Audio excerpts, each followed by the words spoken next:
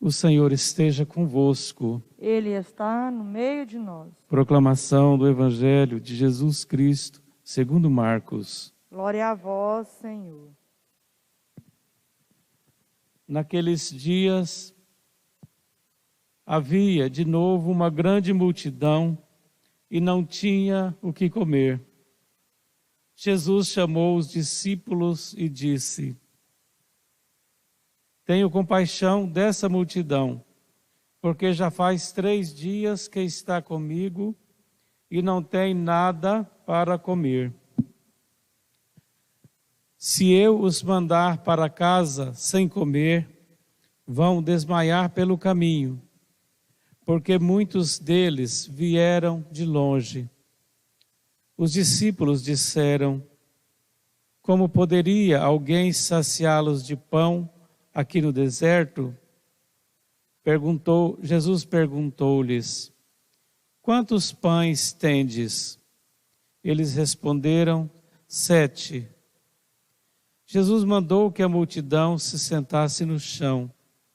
Depois, pegou os 7 pães e deu graças, partiu-os e ia dando aos discípulos para que distribuíssem. E eles os distribuíam ao povo. Tinham também alguns peixinhos. Depois de pronunciar a bênção sobre eles, mandou que os distribuíssem também. Comeram e ficaram satisfeitos, e recolheram 7 cestos, e com os pedaços que sobraram. Eram 4.000, mais ou menos. E Jesus os despediu. Subindo logo na barca com os discípulos, Jesus foi para a região da Dalmanuta. Palavra da salvação. Glória a vós, Senhor.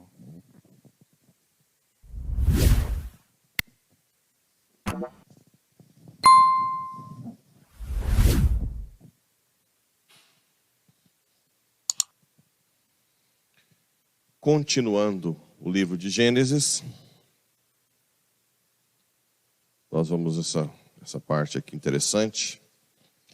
Esses primeiros capítulos de Gênesis são cruciais para a nossa vida espiritual. Agora ele parte para Adão, o homem, que primeiro descobre que estava nu. Por que descobre que estava nu? Porque perdeu a essência de doação total, que era a imagem da Trindade. O homem, com o pecado, pega para si a sexualidade e a afetividade. É egoísta e quer usar depois para si, para benefício próprio.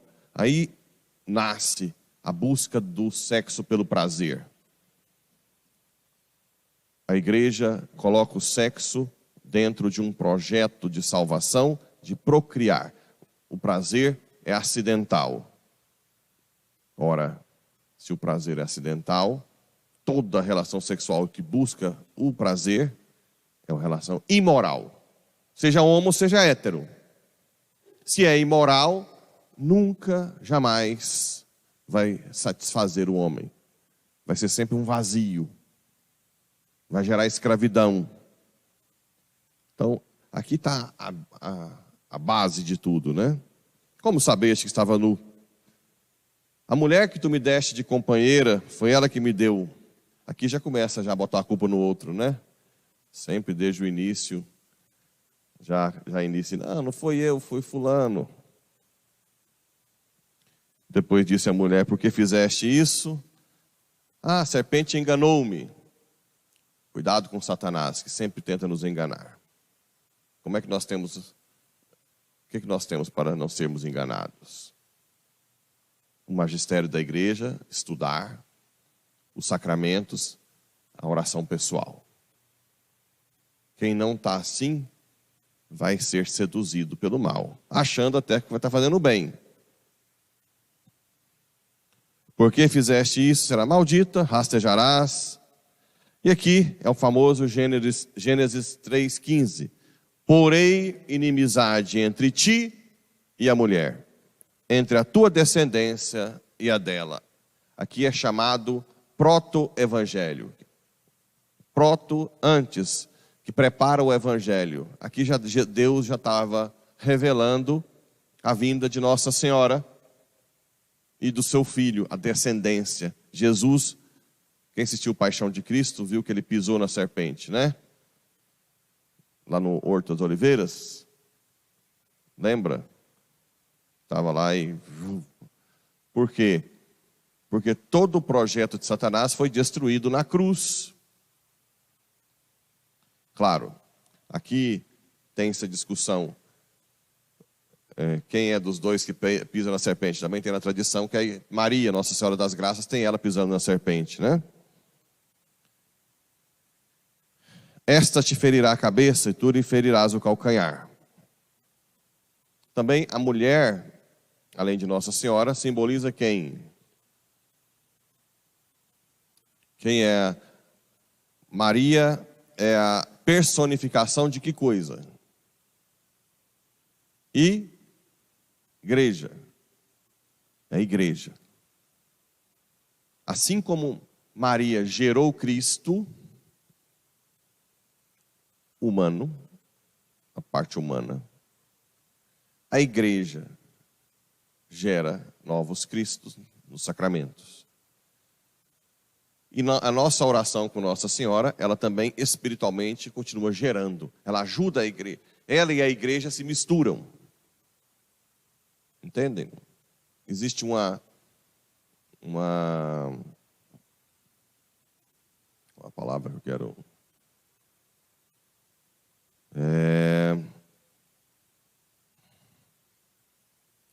Depois vem essa palavra. Mas o fato é que a igreja e Maria, uma fecundidade que se mistura. A fecundidade de Maria e a fecundidade da igreja, hoje, agem conjuntamente. Ou seja, Maria está aqui, junto com a igreja, gerando Cristos. Mas a Maria, para gerar Cristo, tem que se concretizar em algo. O batismo, a confissão, a missa. É um projeto de salvação muito belo, né? Consegue entender isso? Como que...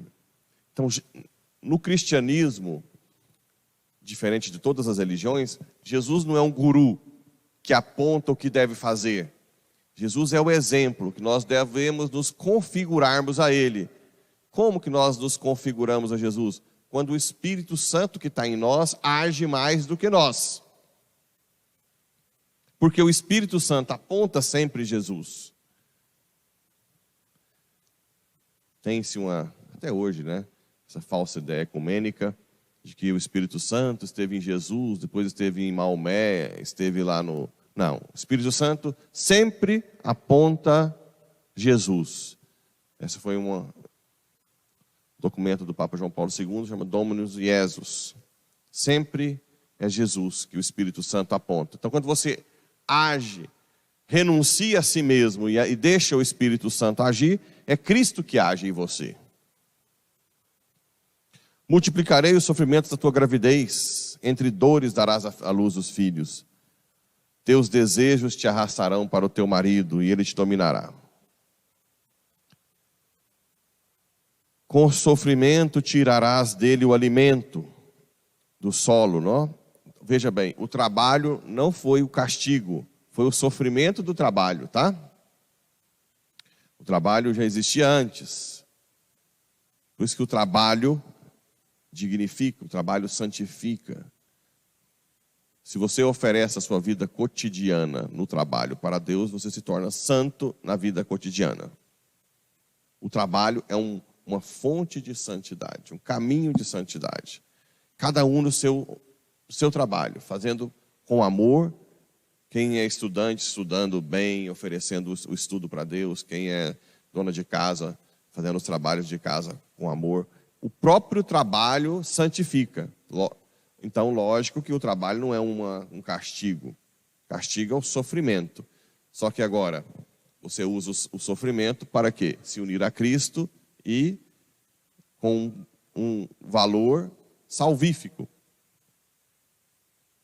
O sofrimento agora ganhou sentido, né?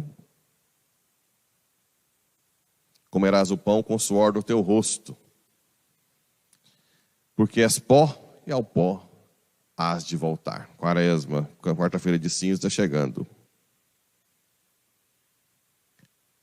E olha essa frase: eis que o homem se tornou como um de nós. Engraçado que antes não tinha noção da Trindade. Mas por que um de nós? É chique, né? Capaz de conhecer o bem e o mal. Não aconteça agora aquilo que eu falei. Não aconteça agora que ele estenda a mão até a árvore da vida, para comer dela e viver para sempre.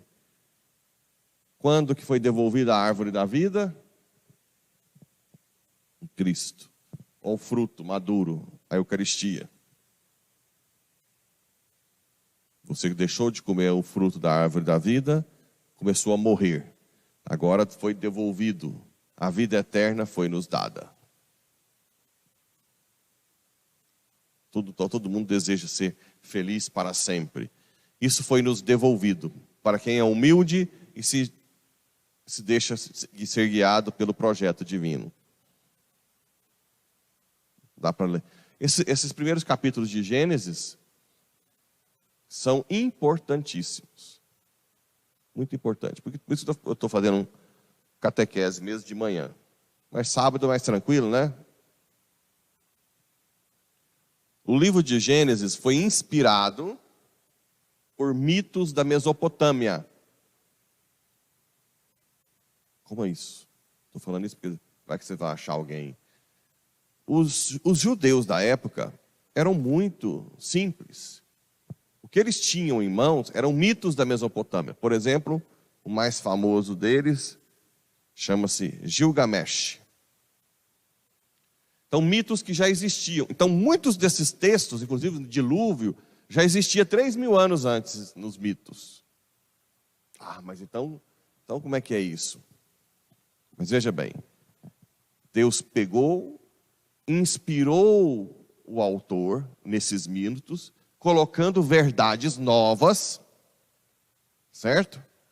Que servem até hoje. Por exemplo, não estenda a mão para o fruto da vida eterna. Aí Santa Isabel fala para Maria: bendito o fruto do teu ventre. Então ali são verdades, como dizia João Paulo II. Não foi porque foi inspirado em mitos que não transmitem verdades. Que existia um primeiro casal, que esse casal foi colocado à prova, que desobedeceu, que o sofrimento e a morte, tudo é verdade. Agora, que foi um primeiro casal que veio de evolução, não é contra. O livro não tem nenhum interesse histórico ali, até porque não tinha ninguém ali na hora para contar. Ele só está dizendo que um primeiro casal foi colocado à prova. E que Deus fez ali uma profecia. Colocarei inimizade entre ti e a mulher e a sua descendência. O projeto de salvação está ali. Tudo isso foi inspirado. Tem alguns detalhes que diferenciam do mito. Por exemplo, no mito, as estrelas são criadas primeiro. Em Gênesis, em terceiro lugar. No mito, a história é cíclica. Repete. Em Gênesis, a história é linear.